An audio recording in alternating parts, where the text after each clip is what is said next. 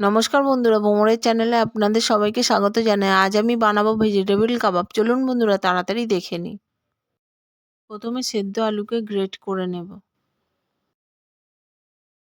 Great করা সেদ্ধ আলু, ধনেপাতা, স্বাদ মতো নুন, লাল লঙ্কার গুঁড়ো দিয়ে ভালোভাবে মিক্স করে নেব।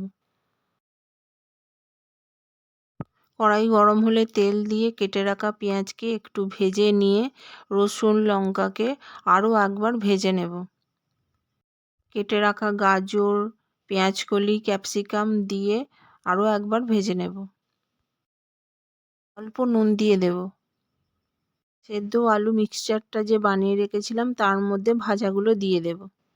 এরপর 1 চামচ কর্নফ্লাওয়ার, লাল লঙ্কার গুঁড়ো, ধনে গুঁড়ো, জিরে গুঁড়ো, চিং চাইনিজ মশলা দিয়ে সবাইকে ভালো করে মিক্স করে নেব। হাতের সাহায্যে বানিয়ে নেব। কড়াই গরম হলে তেল দিয়ে কাবাবগুলোকে কড়াইতে দিয়ে দেব।